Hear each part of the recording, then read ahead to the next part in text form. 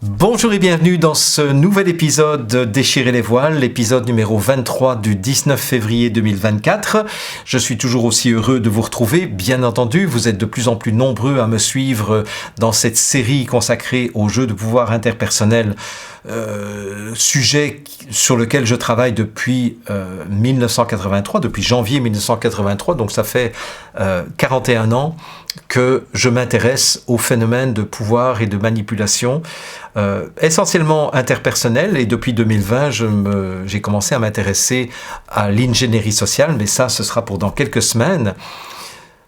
L'intention de cette série de vidéos que je vous offre chaque lundi, c'est de faire exactement ce que nos ennemis font vis-à-vis de nous actuellement. C'est-à-dire que nos ennemis, depuis 1921, comme je vous le répète depuis quelques semaines maintenant, ont investi énormément de temps, d'argent, d'énergie, d'intelligence et ont embauché des milliers de scientifiques pour connaître l'individu et connaître les populations mieux que ce que les individus et les populations se connaissent elles-mêmes. Dans le but, évidemment, de voir comment ces gens pouvaient nous manipuler, comment ils pouvaient nous faire faire, nous faire dire, nous faire penser, nous faire ressentir quelque chose contre notre gré, à notre insu, et surtout sans en prendre la responsabilité, c'est-à-dire en apparaissant jamais au devant de la scène comme étant les manipulateurs qui provoquent un certain nombre de choses désagréables pour nous en tant que population. Et c'est d'ailleurs une chose que je ne vous ai pas encore dite, mais c'est une des caractéristiques fondamentales des gens qui ont vraiment le pouvoir, c'est que ceux qui ont vraiment le pouvoir, ce sont les gens que vous ne voyez pas à la télévision.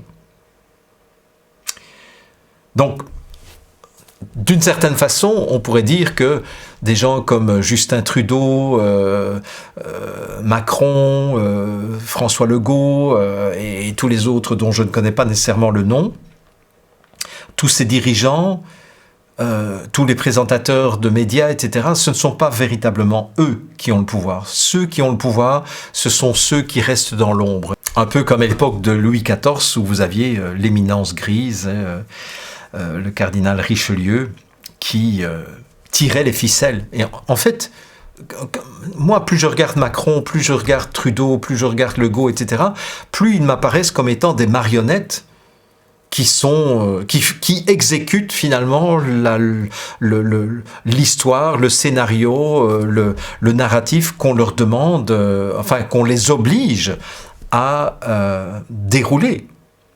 Parce qu'en fait, ces gens-là ne sont absolument pas libres. Par contre, ceux qui sont beaucoup plus dangereux, c'est ceux qu'on ne voit jamais. Des gens comme Soros, par exemple. George Soros, c'est quelqu'un qu'on commence maintenant à un petit peu révéler. Mais vous savez, jusqu'en 2021, j'ignorais complètement l'existence de mastodontes comme BlackRock et le groupe Vanguard qui gèrent des fonds financiers parfois bien plus importants que la richesse d'un certain nombre de pays de ce monde. Mais ces gens, jusqu'en 2021, je n'en avais jamais entendu parler. Pourtant, c'est eux qui font la pluie et le beau temps. Ce sont des gens comme eux qui sont derrière les programmes d'ingénierie sociale, ce sont des gens comme eux, la fondation Rockefeller aussi, bien entendu, mais tous ces gens-là restent dans l'ombre pour pouvoir mieux manipuler. Et c'est ça leur faille. C'est qu'à partir du moment où on met ces gens-là en pleine lumière, il leur devient de plus en plus difficile de continuer à manipuler les populations comme ils le font. D'où l'intention de cette série de vidéos que je fais pour vous chaque semaine, c'est que nous apprenions ensemble à connaître nos ennemis mieux que ce qu'ils se connaissent eux-mêmes et de pouvoir détecter les failles dans leur stratégie et dans leur situation puisque comme je vous l'ai dit, ils ont des points aveugles, donc il y a des choses qui ne fonctionnent pas dans leur stratégie de manipulation ou de tentative de manipulation, mais il y a aussi d'autres failles dans leur parcours de vie qui fait que ils sont corrompus, ils sont pris dans des affaires de détournement de fonds, de fraude fiscale, d'évasion fiscale, d'abus de biens sociaux, de bétophilie, de cocaïnomanie, etc. Donc en fait, tous ces gens ont pas mal de casseroles qui leur traînent au guêtre. Et donc, ils ne sont pas invulnérables. Et c'est ce que nous allons voir aujourd'hui, justement. C'est avec le 5e critère de repérage des jeux de pouvoir, je vais vous faire la démonstration que ces gens sont beaucoup plus fragiles que vous ne l'imaginez. Voilà. Donc, ceci étant dit, le 5e critère, c'est celui qui suit les 4 autres, évidemment. Donc, je vous rappelle, définition des jeux de pouvoir, A a du pouvoir sur B, je pense que maintenant vous commencez à le savoir si vous avez suivi les épisodes précédents. Si A est capable de faire faire, de faire dire, de faire penser, de faire ressentir quelque chose à B, à son insu la plupart du temps, contre son gré peut-être, mais surtout sans en prendre la responsabilité. Voilà, ça c'est la définition d'un jeu de pouvoir. Parce que quand on fait faire quelque chose à quelqu'un, mais de façon complètement responsabilisée et complètement explicite, si je demande « Tiens, est-ce que tu veux pas aller chercher ceci pour moi ?» ça, c'est pas un jeu de pouvoir. Je fais faire quelque chose à quelqu'un, mais ce n'est pas un jeu de pouvoir.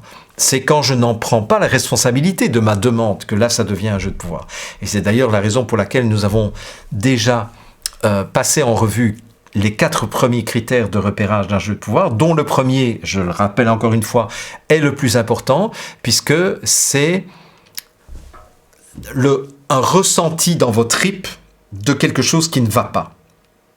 Même si vous n'avez pas encore compris ce qui se passe, le ressenti dans vos tripes va vous alerter et va vous protéger d'une certaine façon et va vous inviter surtout à vérifier si les 4 autres critères ne sont pas également présents dans la situation, de telle sorte que vous allez pouvoir analyser, mais vous allez vous mettre en phase et en mode d'analyse parce que vos tripes vous auront dit fais attention, là, il y a un danger, je ne sais pas encore très bien t'expliciter ce que c'est ce danger, mais il y a un danger. D'accord ? Alors, et le premier critère donc de ressenti, c'est parce que il y a souvent dans les jeux de pouvoir, quasiment toujours, une pression psychologique qui est exercée par A sur B pour faire dire, faire ressentir, faire penser quelque chose à quelqu'un. Hein? Donc en fait, c'est parce que justement A a un projet sur l'autre, 4e critère, un projet implicite sur l'autre, qu'on ressent cette pression. C'est aussi parce qu'il y a une distorsion entre le message explicite et le message implicite. Ça, c'est le 3e critère. Parce que cette distorsion fait que on ne sait plus si c'est du lard ou du cochon, si vous voulez. Il me dit merci, mais il a l'air de tirer la gueule. Alors c'est quoi? Est-ce qu'il me dit vraiment merci? Ou est-ce qu'il est en train de me faire un reproche, mais sans me dire qu'il est en train de me faire un reproche? Donc là, je suis complètement déstabilisé. Je sens une pression. De nouveau, je sens que ça... Donc vous comprenez que les 3 autres critères, ce sont des critères qui engendrent à chaque fois ce ressenti, ce malaise que nous avons bien raison d'écouter. Et donc le 2e critère, je les ai pris à l'envers cette fois-ci, le 2e critère, c'est la non-prise de responsabilité de la personne qui est en train de me parler. Et si la personne est en train de me parler, mais qu'elle ne dit pas ce qu'elle veut véritablement, qu'elle n'explicite pas ses émotions ou sa demande, etc., ou qu'elle n'explicite pas son intention et ses attentes, ben c'est là où on va se sentir mal parce qu'il n'y a pas de prise de responsabilité. Voilà. Et donc là, on se demande, mais qu'est-ce qu'il me veut finalement? Qu'est-ce qu'il attend de moi? Bien. Donc tout ça, on l'a vu. Je ne repasse pas là-dessus. Maintenant, il reste un 5e critère. Et ce 5e critère, à mon avis, c'est celui qui va déterminer d'abord quand une tentative de jeu de pouvoir se transforme en jeu de pouvoir. Je vous en avais déjà un petit peu parlé tout au début de cette série, puisque je vous avais dit, ouais, il y a une différence entre une tentative de jeu de pouvoir et un jeu de pouvoir. La différence, c'est est-ce que B va embarquer dans le jeu de A ou pas? Et si je reprends la fable du renard et du corbeau, ah oui, c'est vrai que La Fontaine, il dit le corbeau et le renard. Quand le renard utilise une stratégie de flatterie vis-à-vis du corbeau en lui disant si votre ramage est aussi beau que votre plumage, vous êtes le phénix des hôtes de ce bois. Donc, il utilise la flatterie. Donc, c'est une forte pression psychologique, si vous voulez, qui s'exerce, avec évidemment un message implicite, parce que le message implicite, ça aurait été j'ai envie de ton fromage et en plus j'ai faim. Et le projet implicite du renard, c'est je veux que tu me donnes, je veux que tu ouvres ton bec pour que tu me donnes le fromage que je convoite. Si, à ce moment-là, le corbeau avait pris son fromage dans son aile, puisqu'il n'a pas de main, évidemment, il prend son fromage, et qui dit au renard « Imbécile, je connaissais déjà la fable », et puis il remet le fromage dans son bec, ben là, on peut dire qu'on a eu une tentative de jeu de pouvoir de la part du renard, puisqu'il a fait pression à travers une flatterie permanente. Il n'a pas pris responsabilité parce qu'il n'a jamais dit « Ah, votre fromage me fait envie, j'ai faim, j'ai envie de manger du fromage ». Il y a eu une distorsion entre le message explicite et le message implicite, bien entendu, et il y a eu un camouflage de son intention, de son attente ou de son projet vis-à-vis du corbeau. Donc on a bien les 4 critères qui sont réunis au niveau du comportement du renard. Mais est-ce que B a embarqué dans le projet de A? Ben non. Et même, il a été très conscient de la manœuvre que le renard était en train de faire pour essayer de récupérer le fromage qu'il convoitait. Donc, à partir du moment où B devient conscient de la tentative de manipulation, la tentative de jeu de pouvoir de la part de A, B a tout le loisir de dire « je ne joue pas ». Et à ce moment-là, on n'a pas de jeu de pouvoir. On a juste eu une tentative de jeu de pouvoir, mais qui n'a pas réussi, qui a échoué. Et ça, c'est génial. Hein, on va y revenir dans quelques instants. Mais si vous regardez ce qui s'est passé au moment de la crise Covid-19, au moment de la crise Covid-19, les médias mainstream, les scientifiques et les médecins de plateau, les gouvernements ont joué la carte de la peur. Ça, c'était la première chose, hein, la peur. Bon, c'est une carte qu'ils avaient déjà utilisée en 2009 au moment de la grippe H1N1 et qui n'avait pas été suffisante pour convaincre beaucoup de populations, sauf au Québec, mais sinon, il n'y a pas eu beaucoup de population qui a été se faire vacciner en 2009. Hein. Souvenez-vous, en France, le taux de vaccination, c'était de 7%, je crois, en Belgique, 5% ou 6%, en Pologne, 0%. Au Québec, malheureusement, on était à 58% de taux de vaccination, parce que là, je dirais, l'ingénierie sociale a été beaucoup plus sophistiquée et beaucoup de gens de la population se sont fait avoir. Mais regardez, ils n'ont pas uniquement utilisé la peur, ils ont aussi utilisé la privation de liberté. En disant, si vous voulez revenir à la normale, vaccinez-vous. C'est-à-dire que là, alors que dans la grippe, au moment de la grippe H1N1, il n'y a jamais eu de port de masque obligatoire, il n'y a jamais eu de distanciation sociale obligatoire, il n'y a jamais eu de restrictions au niveau des transports publics, ce qui fait que finalement, on n'a pas vécu beaucoup de frustration en 2009, au moment de la grippe H1N1. Par contre, en 2020, 2021, il y a eu énormément de frustration. Il y a eu des confinements pendant 2 mois. Il y a eu des couvre-feux.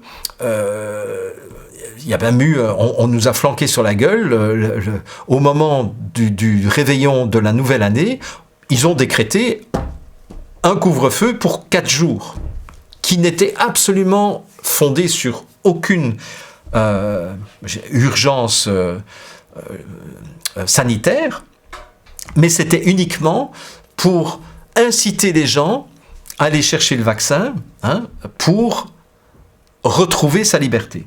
Bien. Mais il y a des gens qui ont résisté.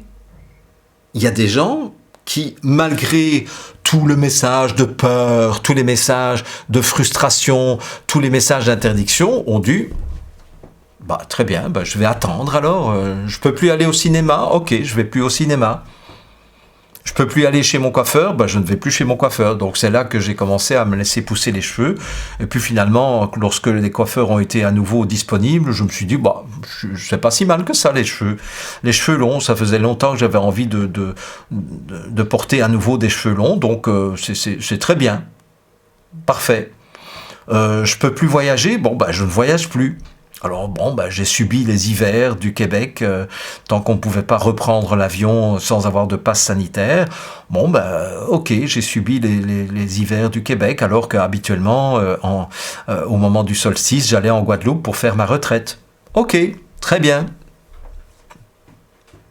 Mais j'attends. Je sais que ça ne durera pas éternellement. Parce que vous ne pourrez pas vous-même tenir éternellement avec ces mesures coercitives. Et ceux qui ont eu la patience d'attendre ne sont pas rentrés dans le jeu de pouvoir. Donc, est-ce que vous comprenez que le 5e critère, c'est ce que j'appelle moi le critère de complicité circulaire. C'est-à-dire qu'en fait, si A a un projet sur B, a le projet de lui faire faire, de lui faire dire, de lui faire penser, de lui faire ressentir quelque chose, et que B accepte de faire, de penser, de dire ou de ressentir ce que A voulait lui faire faire, lui faire dire, lui faire penser, lui faire ressentir, si B accepte, B, sans le savoir et sans le vouloir, va renforcer le pouvoir que A a sur lui. Ça, c'est vraiment très intéressant. Pour moi, ça a été ma découverte majeure quand j'ai étudié les jeux de pouvoir. C'est qu'en fait, je me suis rendu compte que A ne peut avoir du pouvoir sur B que dans la mesure où B est inconsciemment et involontairement complice du jeu, c'est-à-dire complice du projet que A a sur lui au moment où il a un projet sur lui. Et ça, c'est porteur d'une mauvaise nouvelle et d'une bonne nouvelle. La mauvaise nouvelle, c'est que donc, la plupart des jeux de pouvoir que nous subissons de la part de nos parents, de notre conjoint, de nos enfants, de nos voisins, de nos amis, de nos collègues de travail, de notre supérieur hiérarchique, de nos collaborateurs, etc., etc., tous ces jeux de pouvoir que nous subissons de la part de ces gens-là, nous en sommes complices. C'est-à-dire qu'ils ont du pouvoir sur nous parce que, inconsciemment et involontairement, nous leur donnons le pouvoir d'avoir du pouvoir sur nous. Et ça, je pense que c'est vraiment important que vous entendiez ce que je suis en train de vous dire. Je ne suis pas en train d'essayer de vous culpabiliser, je n'ai pas le projet implicite de vous culpabiliser, j'ai le projet de vous responsabiliser. J'ai en fait l'envie, en tout cas pour ceux pour qui ce n'était pas encore évident, j'ai vraiment l'envie de vous montrer à quel point ce que vous subissez de la part des autres, d'une manière ou d'une autre, vous leur donnez la permission, vous leur donnez le pouvoir de continuer à exercer sur vous ce pouvoir qu'ils ont sur vous. Et c'est là où, à mes étudiants, je pose toujours une question que je vous livre également, parce que je pense que c'est une question qui est extrêmement importante à se poser. J'appelle ça, moi, dans ma formation de l'Académie des relations authentiques, c'est une question en or massif.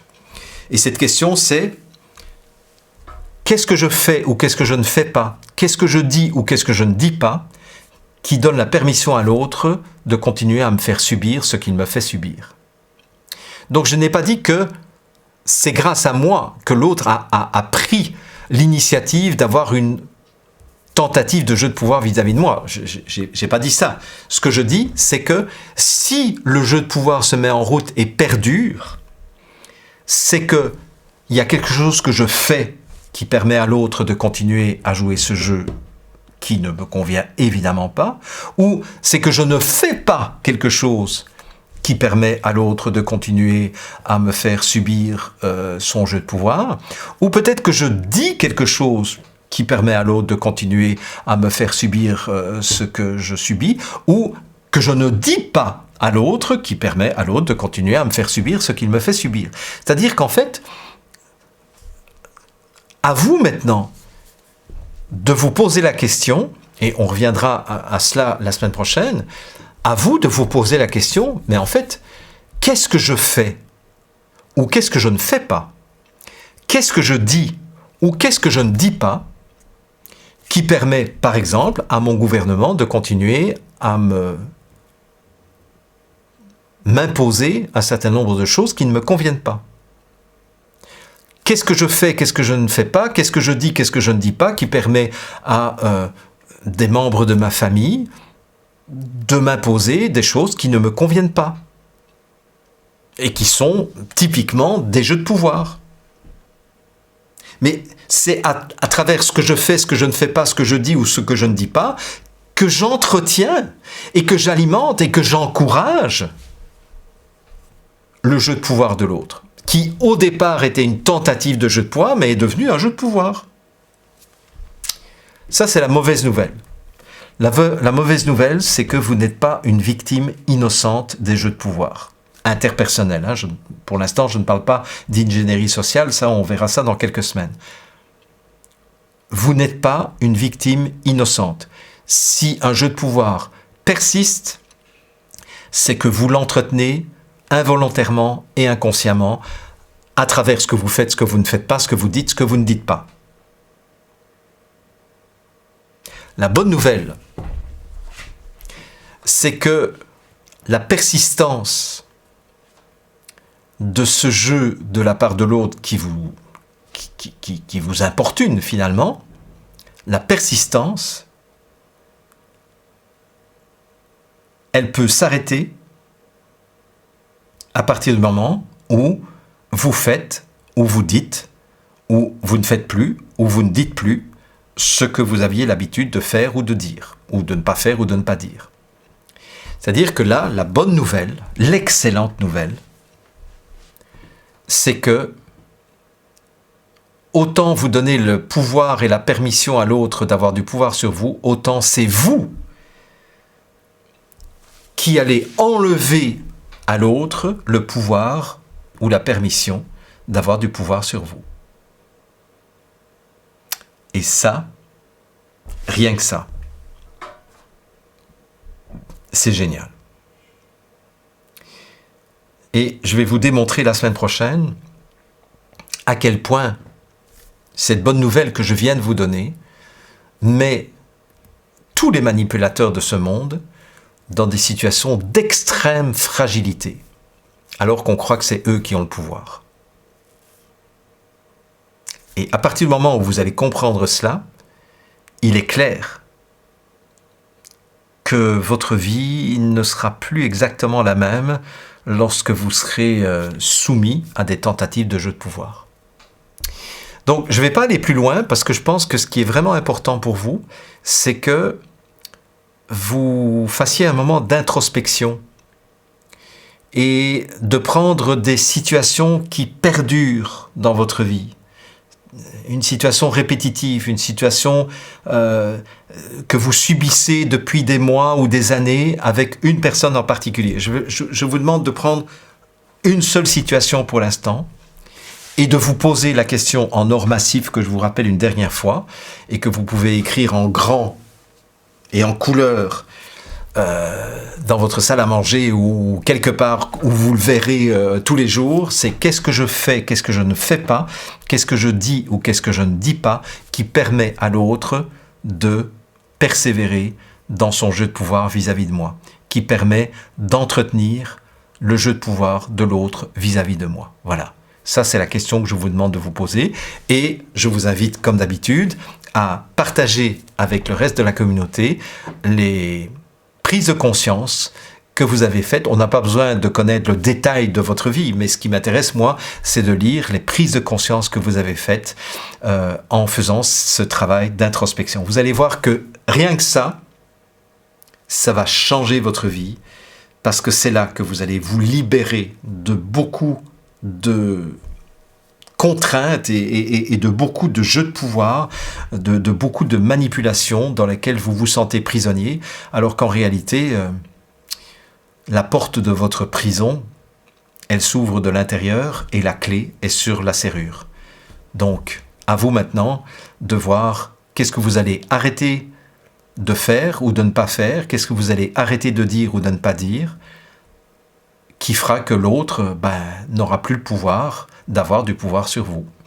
Alors, je vous souhaite une belle introspection, une belle semaine, et on se retrouve la semaine prochaine pour le bouquet final. Bon, ça ne va pas encore être complètement le bouquet final, mais en tout cas, atteindre déjà maintenant le cœur de ce que je voulais atteindre dans cette première partie, c'est-à-dire quelles sont les failles des manipulateurs qui nous permettent de reprendre la main et de reprendre le pouvoir sur notre propre vie. Il ne s'agit pas de reprendre le pouvoir sur eux, parce que sinon là, on repart dans un jeu de pouvoir à l'envers.